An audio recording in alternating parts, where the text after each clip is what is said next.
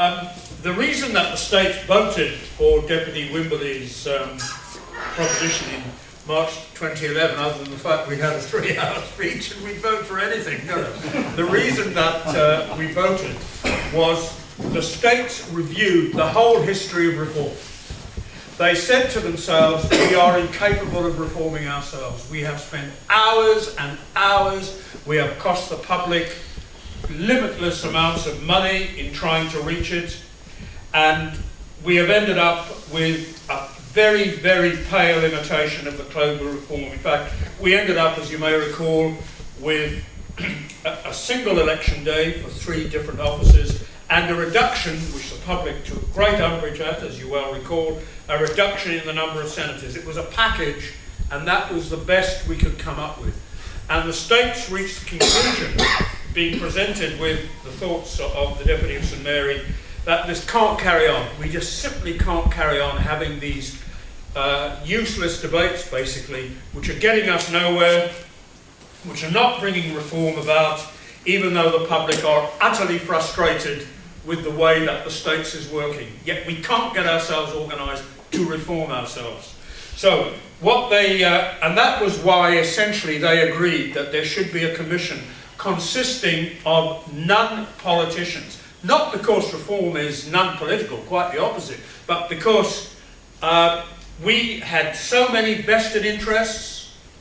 The constables were accused of protecting themselves, and then when the senatorial, when Deputy Lovey of Greville tried to overturn the senatorial cuts, the deputies were accused of preserving themselves because they had the numbers, which the senators didn't in the debate, and so it went on. And the state said, having heard the thoughts of the Deputy of St Mary, this has got to stop, and we need independence in that commission. We cannot run it ourselves. We will be too biased, etc., etc. And I know that because I put the big changes through originally on behalf of PPC, and it was a bloodbath, quite frankly. And there were all sorts of groups trying to undermine the process, all sorts of people who pretended to be reformers, but at the end of the day were not reformers. So that's why the States went in that direction in March. It was to consist of 6 people. They were to be independent. There were some quite sort of detailed arguments about the mix of outsiders and insiders. I won't go into great detail because we have got an amendment coming from actually Deputy Young, but in order to make your night fairly simple, that won't be introduced tonight, but it is going to be introduced at another point. So there was this issue. They will be independent, and there will be provision for getting in outside expertise. The Deputy of St Mary was very concerned about that. So that basically is why we passed that proposition in March. What happened, PPC was asked to go away, come up with a workable proposition which the States could then vote on. They took to heart. And I should also add, one of the big issues that Clothier never dealt with, because it wasn't in their terms of reference, was the size of constituencies and the way we vote. And the Deputy of St Mary made a great point about the fact that we've got a massive imbalance between from a single member constituency, all the town people come from multi-member constituencies. They don't get in on majority votes, they get in on whoever gets the highest vote, but often it is a minority vote. And of course the whole issue of apathy and the fact that in several parishes there are not elections. So that was an issue not covered by Clement. St Mary wanted that included, as well as a new proposal on the size of constituencies, but not the nature of voting. And as you know, they suggested simply keeping the parish as the constituency for deputies only, as you remember. So those were the major issues. So what happened? PPC then came back with P5. It's called P5. The constable mentioned that. If you look on the internet, you'll see P15 was the Deputy of St Mary's proposition, so you can look up P15 of 2011 on the state's website, and you can read his proposition, and he goes into great detail about the things I've mentioned about, you know, the independent members, the rural, and he did an incredible analysis about the imbalance between the different elections, with, of course, St Mary always at the bottom and St Helier at the top, because he did a great analysis of that. So that's all worth looking at. And P5 is what the new Privileges and Procedure Committee decided to put forward as their proposal. And as it has been said by Mr Dunn, when this appeared, there were major changes, most notably that states members would be involved. There would be 3 states members of the commission, one of whom would be the chairman, and there would be 3 outsiders. They would be local people, people based on the island, so there would be 6. That is basically what they suggest. And they dropped election systems and registration. They dropped that, which Deputy of St Mary, remember, had said, Clothier didn't deal with this, so therefore we've ended up with all these issues about rural versus urban and the size of constituencies and everybody, you know, some constituencies with 1 member, some with several members, blah, blah, blah. They dropped that. So they went back to refer to question that Mr. Breton and Mr. Swear were asking.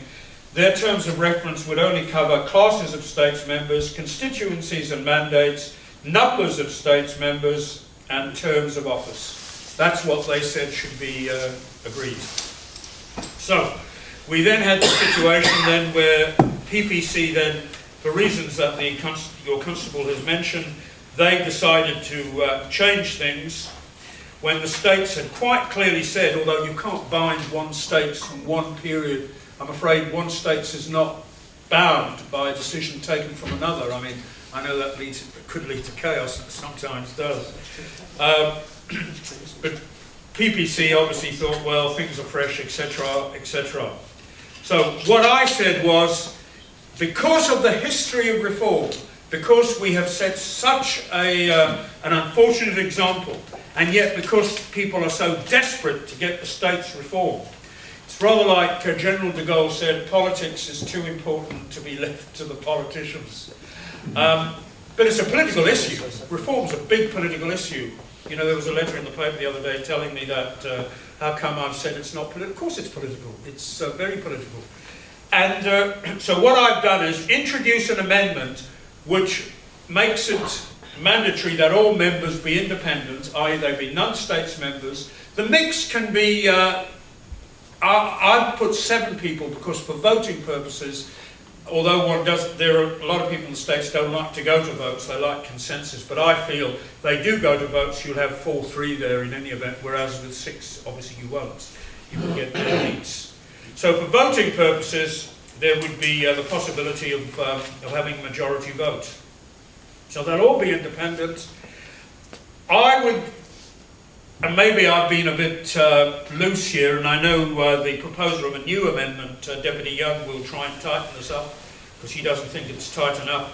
But how it's constituted, are there locals, are there external people? I think it's up to the states, because the states will still vote on the names. They will be recruited by the Appointments Commission, so people will be invited to apply, and they will examine, you know, their credentials, etc., etc. But the names will ultimately come to the states. Now, there could be issues, but they will come to the states. But as I said, Deputy Young doesn't think things are tight enough there, so you'll hear about his proposal to tighten things up.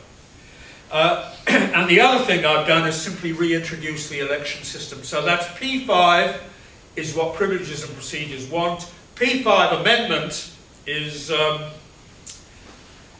mine, P5 amendment, AMD, you'll see on the government website. And sorry, just to confuse you further, Mr. Dunn mentioned there are all sorts of things going on about the election of procureurs and so forth and so on. What's happened is, and Deputy Pittman and myself have fallen foul of this, PPC have decided to set up a series of subcommittees to mop up other issues.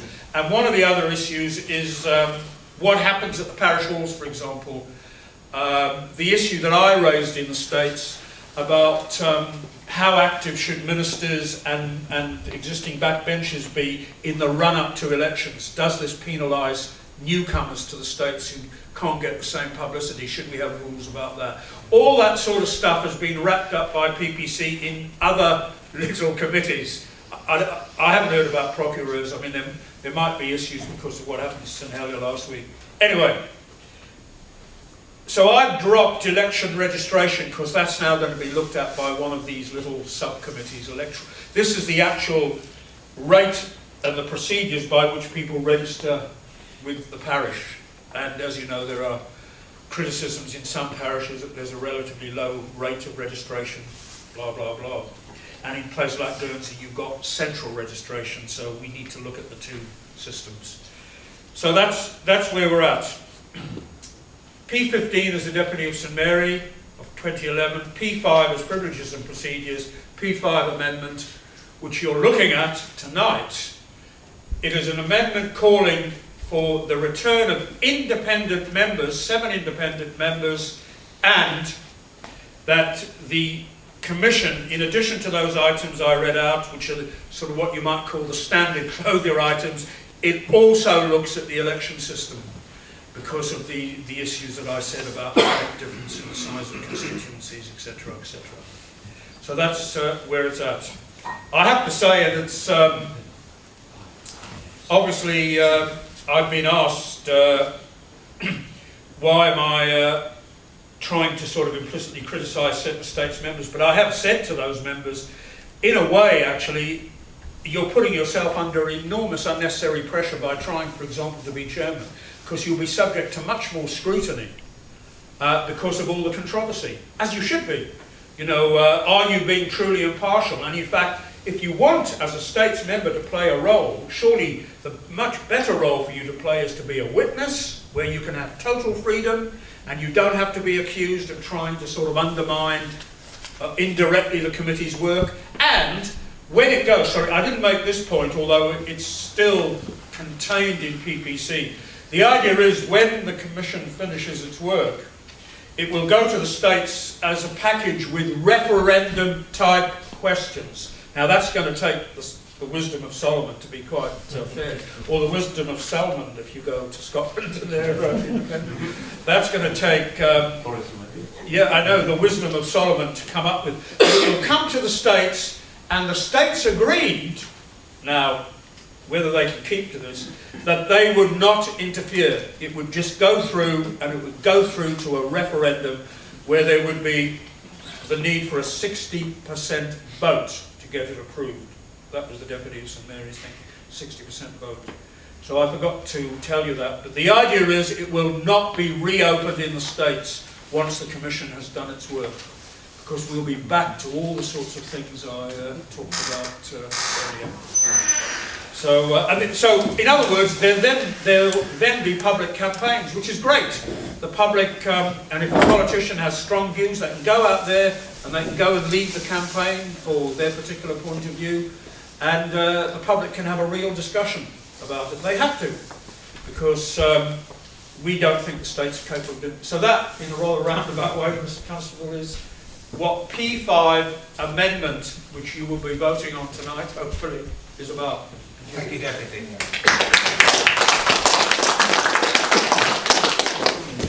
So any other